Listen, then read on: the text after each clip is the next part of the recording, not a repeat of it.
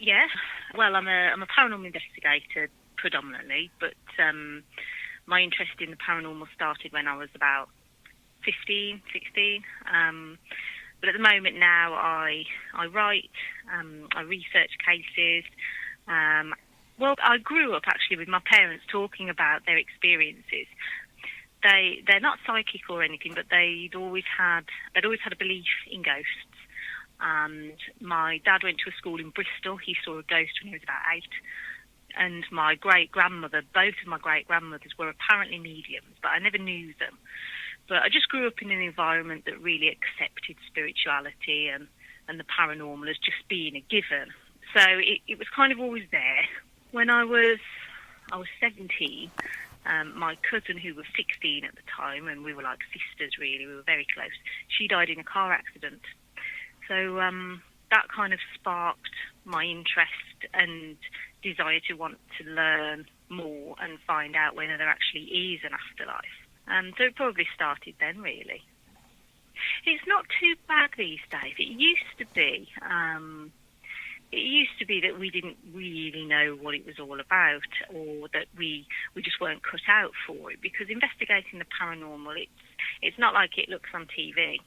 You can spend hours sitting in the dark, in the cold, waiting for something to happen, and most of the time nothing does. And of course you're carrying heavy kit around as well, and it takes a lot of endurance. So I think when I was young, when I was sort of 16, 17, and wanting to be part of paranormal groups, it was kind of looked upon that I didn't really understand what I was getting myself into, and that I wouldn't be able to stick it out, and all of that kind of thing. So I think these days there's not so much of a misconception, because there are a lot of successful women in the paranormal field, but there's certainly still more men. It's certainly still male dominated, really. It has, yeah. I mean, we've got women who own their own paranormal companies, ghost hunting events companies, female magazine editors. You know, the list goes on. We've got female TV stars now. We've got Katrina Wheelman on Paranormal Lockdown, and you know, mediums, Amy Allen, loads of female mediums as well, both in this country and in the US. So I think the contribution is there, and I think it's growing. I've noticed over the last few years a really steep rise in me being contacted for things. The people who were more well known in the field, and the people who used to get asked to speak at conventions and give lectures on the subject, generally tended to be male. There was a lot more women taking PhDs in physics, which is all part of it.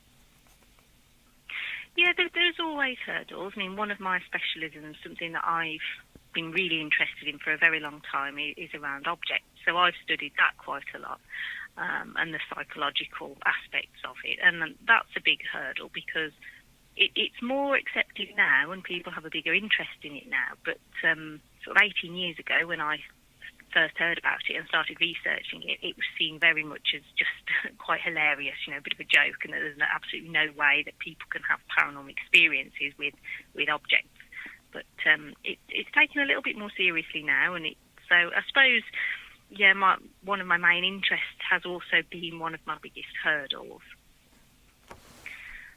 I don't think any more so than in any industry, actually. I think if you believe in it enough, if you've got a passion for something, and if you know that you can do well and you want to make it your life's work, then I don't think that there's a glass ceiling as such for anything. It all depends on your own drive and your own motivation and how thick-skinned you are, because especially in this industry, in the paranormal field, it can be very brutal. People can be harsh. It's quite cutthroat.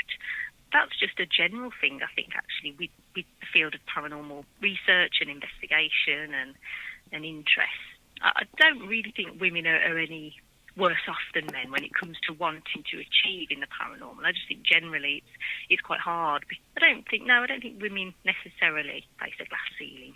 I suppose when it could nowadays, especially with conventions and things, there is a real desire to have a balance.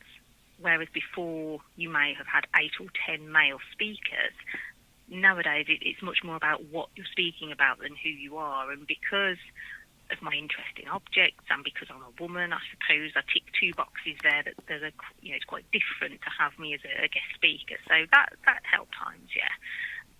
I don't think necessarily that it makes people more interested in what I have to say. I think the only positive element really is showing other women and girls that they can get involved in the paranormal. It's not a case that you have to be, big, strong man in order to go out and ghost hunt. It is a bit scary sometimes, but it's not something that women should shy away from, because actually women, on the whole, generally seem to be much more spiritual and much more open to experiencing paranormal things, because we're, generally speaking, not always, but much more in touch with our own emotions, and we're very self-aware. Yeah, I think we're on an even keel. There will always be, to a degree, that idea of a bit of an old boys club, especially when it comes to societies, paranormal societies, because they were founded in the Victorian era, and of course it was all men. But it's not the case today. But I think amongst certain small pockets of the communities, you may still get that attitude. Yeah, absolutely. I think anyone who has an interest in anything unexplained or anything at all, I think if young women can get involved in it, then that's only going to be a good thing. I've never really thought about it in that way. I know a lot of the shows now, obviously you've got Ghost Adventures, which is all men. They occasionally have maybe a female psychic medium. They have Patty Negri, who comes in quite a lot. But yeah, generally they're all male. But then you have other shows like Paranormal Lockdown, which is a partnership between Nick Groff and Katrina Wigman. So that's 50-50. Most Haunted, obviously, is headed up by Yvette. I think generally there's a balance. It would be nice to see more TV shows discussing the paranormal that do have a female lead. So hopefully there isn't too much of a negative message out there for women and for girls who want to get into the paranormal. I just think we need to try and get away from the very shallow entertainment that's being put out there at the moment, because a lot of young women, they're intelligent, as a lot of young men are intelligent, and there's a big desire at the moment, I think, for a deeper understanding. So rather than putting together a very lame, very low budget, quite boring, I think, scream fest on TV, which most people will just turn over nowadays, it needs to be something that shows the history side of things as well. I mean, and so I think drawing on that side of things can only be a good thing.